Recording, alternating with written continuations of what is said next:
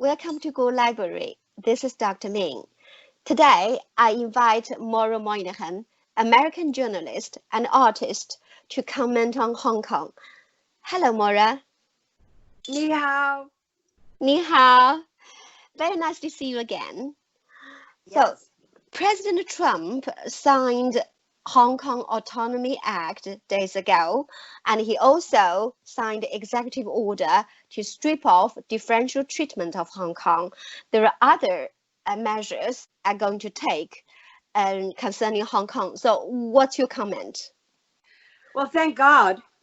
Thank God that we have a sitting president who is taking strong action on Hong Kong. Because if it was still the appeasement gang, the Obama, the Clinton, Bush gang, this might not have happened.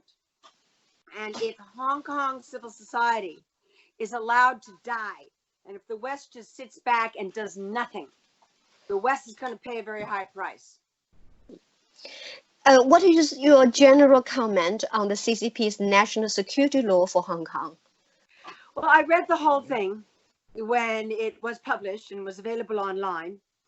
And what we all know the basics now, it's like criminalizing protest. The police can come into your house anytime without a warrant. They can seize your property. They can seize your money. But there's two features of the law that distinguish it from police state actions in other countries, which, we see around the world. My father always said democracies are extremely rare and police states are a dime a dozen. That police states are really the prevalent form of government. And it's important to remember that democracy is extremely rare. And democracy is what Hong Kong has had, which is one reason it's flourished and become the third most important capital market in the world. But the two features of the new national security law that really alarmed me was, first and foremost, now they have criminalized splitism. And we in the Tibet movement have studied this for a very long time. Splitism is a crime punishable by death under Chinese Communist Party law, and it means splitting the motherland. Yes. And many, many Tibetans, many high lamas, many community leaders have been tortured to death in CCP prisons for the crime of splitism. And they called the Dalai Lama a counter-revolutionary splitist. Yes. They've also called me a counter-revolutionary splitist. Well, I guess I am. So this is the second part of the law that is very disturbing and is, of course, getting absolutely no coverage in Western media. Zero. Nothing. This law is now applicable on all 5 continents. Yes. This shows how that the CCP's ambitions are global. They want to be able to come to my apartment in Manhattan and arrest me without a warrant, without a trial, without notifying my family or anyone, and take me to a black site, possibly torture me to death, like they've done to so many Chinese, Tibetan, and Uyghur people for the crime of splitism. And let's not forget, Monday of this week was the death anniversary, the 3rd year death anniversary of Liu Xiaobo, my hero, whom I admired so greatly, the Nobel Peace Prize laureate, who was imprisoned for the crime of counter-revolutionary thought and spreading rumors about the government. Well, so if the West just kind of turns its eye uncomfortably and say, let's just let this go, which would have happened in a different administration, well, then there'd be a big price to pay. There'd be a big price for all of us to pay. But fortunately, the Trump administration took very strong action, and I watched all of Secretary of State Pompeo's speech about Hong Kong. It was excellent. But of course, mainstream media now finds itself in an uncomfortable situation where they have been apologists for the CCP for so long. But everybody saw what happened in Hong Kong last year, because Hong Kong is one of the most popular tourist destinations in the world. And Americans grew up during the Cold War and during the Mao period. We grew up loving Chinese culture because of Hong Kong, because Hong Kong was free. We all grew up watching Hong Kong movies, all these kung fu movies and stuff. And we all grew up, the restaurants, the Chinese restaurants in America were almost all Cantonese restaurants run by Hong Kong people. And the Run Run Shaw movies and all those things. It was Hong Kong culture. The World of Susie Wong, that famous movie from the 50s. This beautiful Chinese actress. Well, that's all about to change because they've now criminalized art. They've criminalized satire. That very long-running, very funny comedy show where somebody dressed up as the old emperor. That's been canceled. The new face of Hong Kong is this. These two guys from the mainland. Now, he's the one who cracked down on Wuhan in 2011. And they've said no mercy. They've said no mercy. So I say no mercy back. I also am very, very happy that the Trump administration is imposing visa restrictions on CCP members. It's about time. They get preferential visa treatment, whereas my friends in India, a democracy, have such a difficult time getting visas. My mother and I had to write letters to the State Department to get visas that were rejected by sons and daughters of senior Indian officials who were accepted into top American colleges and were rejected because they were from India. Whereas like 50% of the student body, even more in the top colleges, is all sons and daughters of the CCP. I think it's harder to get a visa if you're a Hong Kong citizen than if you're from Beijing. And I think it's beginning to change since the virus, but there was a special visa provision created just for CCP members that if you came to America, you could get us. There was companies that were doing this visa processing for Chinese nationals. All you had to do was say you were going to invest $500,000 in a real estate project. You immediately got a green card. Immediately. And only China got this preferential treatment. Europeans don't get it. Only China. Why is the question? Payoffs, bribes, kickbacks, honey traps, probably. But I think the tide is turning. I hope. Yeah. You already touched that. So this law, the national security law, what does it imply for the Western's appeasement policy towards China?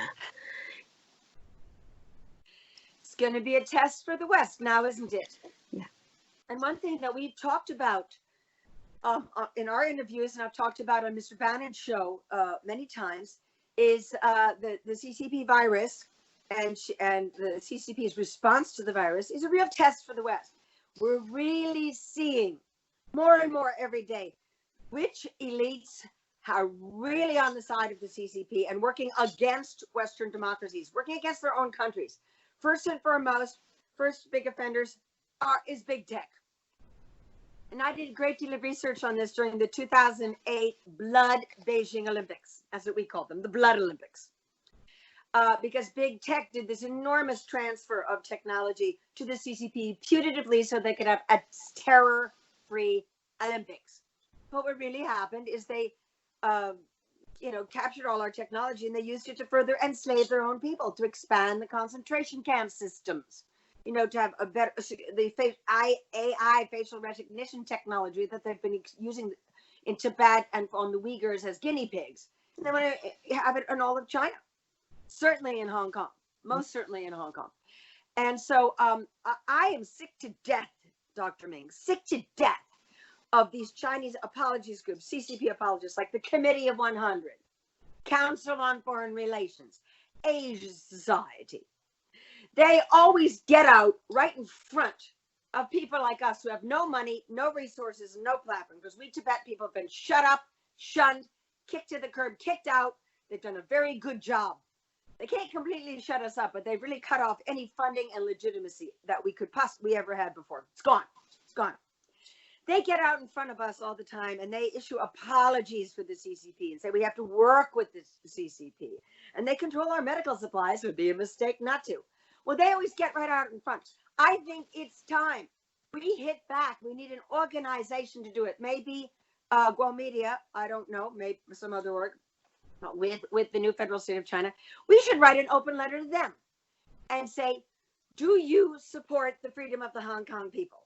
Or do you support the national security law the CCP has imposed on the Hong Kong people? Which side are you on? Great. Answer us. We'd like to know. Because they've been awfully silent about Hong Kong. Haven't heard anything. So let's stick it to them. Let's stick it to them hard, like, you know, like where did it go? Like a Hong Kong movie star, you know. Bruce I love Lee. Jet Li. My big movie star crush is Jet Li. Oh God, he's so handsome. Well, he's moved to Singapore. He gave up his CCP, his PRC citizenship. We need Jet Li to come kick ass. Is the refuge offered by the US, UK, Australia, Taiwan, etc. enough to protect the Hong Kongers? What else can they do to save Hong Kongers' lives? Oh, that's an excellent question, because I've been thinking about that nonstop. And I had a dinner a couple of nights ago with some Tibetan friends and American friends of Tibet. We've all been friends for 40 years, following what goes on. Tibet, again, is the best lens through which to study the CCP. You want to know what the CCP is going to do and how they roll, study Tibet. And so we've been saying Hong Kong is now the new Tibet, because splitism is a crime. And splitism is very broadly defined. They come into your house, maybe they don't like my poster, which says, hey, CCP, you know what they say about karma, pay now or pay later, free Hong Kong. Tick tock, tick tock, tick tock, tick tock, like a bomb going to go up. I just did this one last week in support of the Hong Kong people. So that means they can come into your house. They don't like your t-shirt. You have a book of poetry on the shelf they don't like. They look at you funny. Oh, they can just arrest you and put you in jail for the crime of counter-revolutionary thought and splitism. Very dangerous. And our options are limited in terms of how we can rescue the people of Hong Kong, because we've done as much as we can to help people escape from Chinese-occupied Tibet. It's incredibly difficult to do because it's so remote. And for years, people were escaping through Nepal. You know, we raised funds and there was a center that was built there that was managed by the United Nations High Commission for Refugees. But then the Chinese, King of Nepal gets killed. I believe they killed him. They shut all the passes and no one can get out.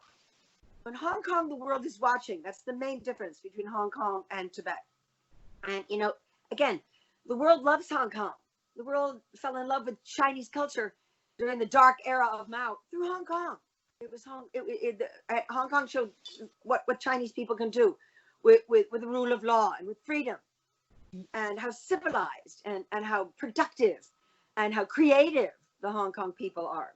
Shows what mainland China could be if it had the rule of law instead of the CCP choking it. And so issuing visas is going to be very hard. We also had a lot of difficulty helping Tibetans get out of India and Nepal once they could escape from Tibet. Getting visas from European and the American embassy.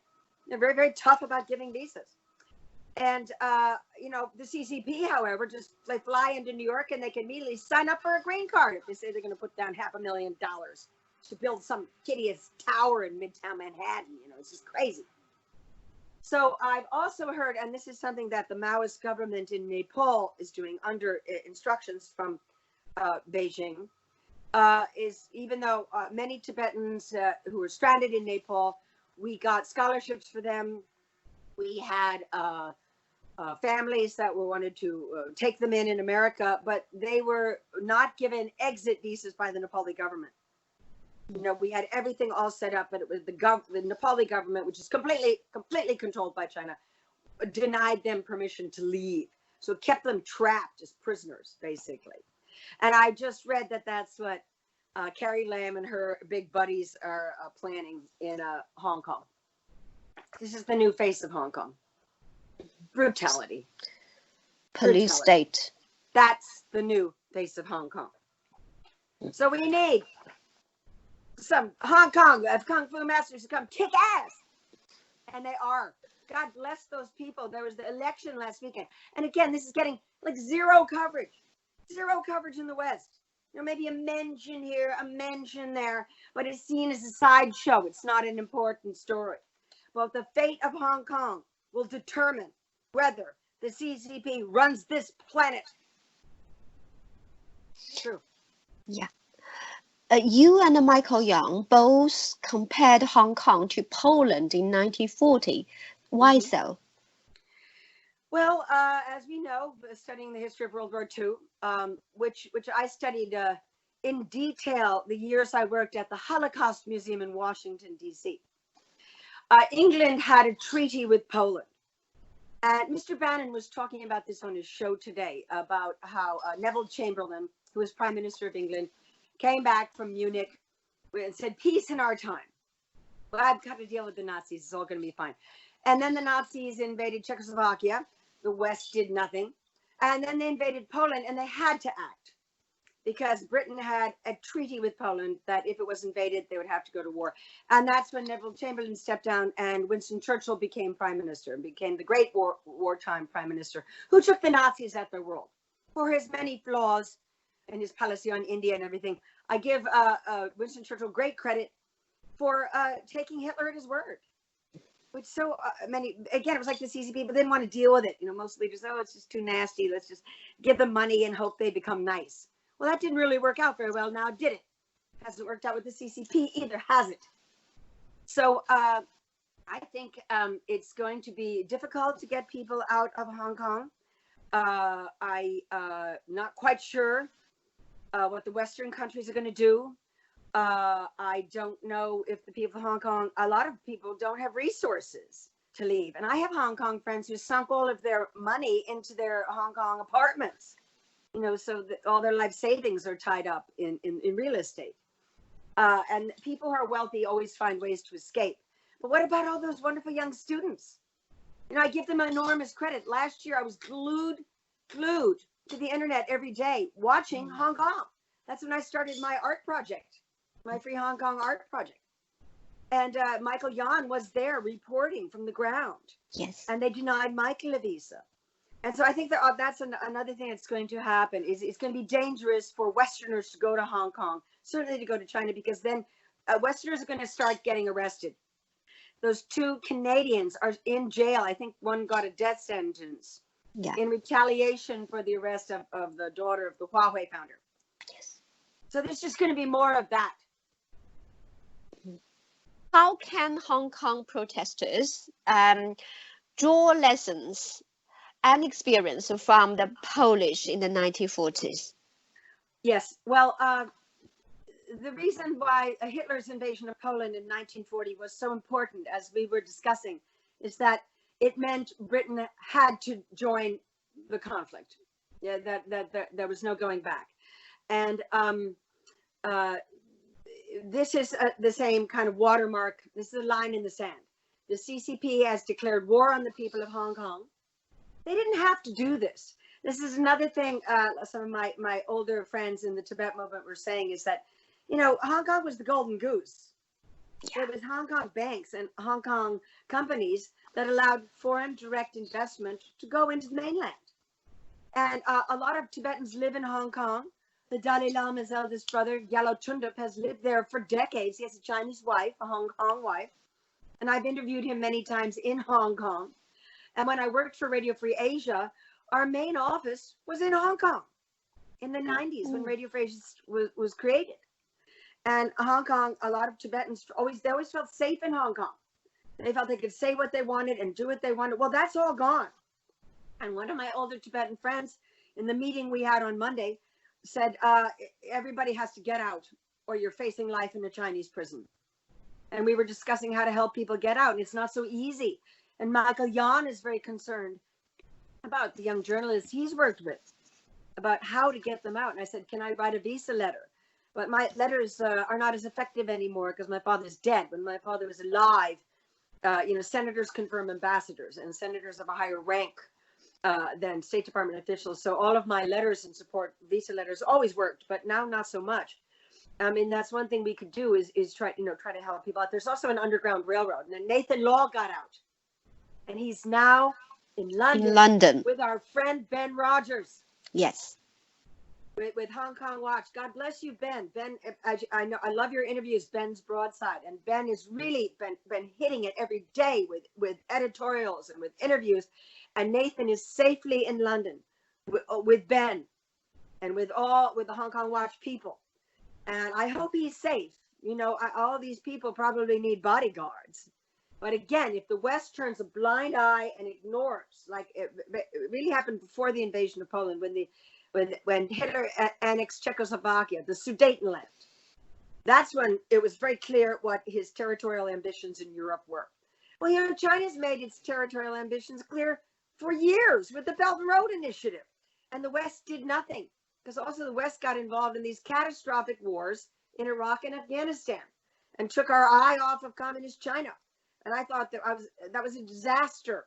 And again, we Tibet people were proven correct, because Tibet was the pilot project for the Belt and Road Initiative. So they got it all going in Tibet, and then they expanded it all over the world. And India's now, China, while the pandemic has crippled the world, it's interesting. The Communist Party is advancing its ambitions for global domination. Maybe they think the clock is ticking. Maybe they think it's a good time to do it because the whole world is locked down. But the next few months are going to be critical. And Hong Kong is where the test for the West is going to be played out. What is your comment on the vote last weekend? Over 600,000 Hong Kongers came out to vote for the Democratic primary election. Well, you know, it's kind of sad. Here in America, we have less than 30% voter participation. And one Chinese friend of mine who had been a Tiananmen student and had been arrested, he said to me, "Oh God, you know, Maura, you know what we dream about in China? Voting. We dream about the rule of law. We dream about being able to criticize our leaders without getting shot through the head. And you guys take it all for granted." So I watched those Hong Kong people line up in the heat to vote after the national security law has been passed, knowing they're taking great personal risk. God damn it, they did it. What does that show you? The thirst for democracy in the Chinese people is so strong. And that's why I support all the statements by Secretary of State Pompeo. Now, we must help the people of Hong Kong at their hour of need. We've also just got to help, this will help the people of China, because of course we know the reason that the Chinese Communist Party is obsessed with crushing Hong Kong is they don't want the contagion of freedom to spread to the mainland. Yes. That's why they also crush dissent in Tibet so brutally, because they don't want it to spread through the mainland. That's why I really do hope that the Three Gorges Dam bursts. I'm so sorry to see loss of life and suffering of Chinese people there, but it could bring down the CCP. Don't you think?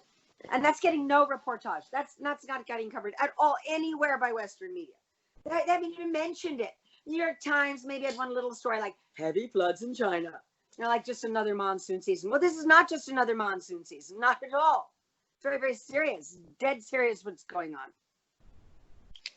So I think, you know, again, events are moving very, very quickly now. And the CCP knows it's on the ropes. Oh, another thing I'd like to point, because I follow Chinese media. I read Global Times and Xinhua every day online. Oh, and we'll talk later about my China Daily News Box project, where I always have my red paint. Wow. I carry it around with me in my purse in New York. So when I see a China Daily News Box, I pour it on it. I used to kick them over, Black but paint. I thought that's not as good. It's better to paint them red, because I can't get the paint off. It's acrylic paint. So I go buy it, you know, like even some that I painted a month ago, they're still covered with red paint. Ha ha. I don't care if they know it's me. Again, some of my liberal friends go, "Maura, you should be careful. That's private property." I go, "Oh, really? I should be careful? They just destroyed my city. Let them sue And your me." country as well. Yeah, let them sue me. I'll sue them for damages. Do you think there is still hope to rescue Hong Kong from becoming a second Tibet? Yes, of course. But the only way that's going to happen, as you know full well, and everyone at Go Media knows, the CCP has to come down. As long as the CCP is in power, I don't think there's any hope for the people of Tibet or Hong Kong. Again, this is something I wanted to share is in the meeting I had with my Tibet friends on Monday. And again, we Tibet watchers, we Tibet people, we are experts in the CCP. We have never been proven wrong, ever. I guess that's why they try so hard to shut us up. All these years, every prediction we've ever made. I went on Mr. Bannon's show in March when the lockdown started in America, in New York. And I said that the CCP was going to start a war in Asia very soon. Well, sure enough, they have. They've invaded India, and now they've done this national security law in Hong Kong. So I think the only hope we have is to bring down the CCP. There'll be no peace in this world until they come down. How that's going to happen? As one of my Indian high school teachers said, Maura, past is history, future is mystery.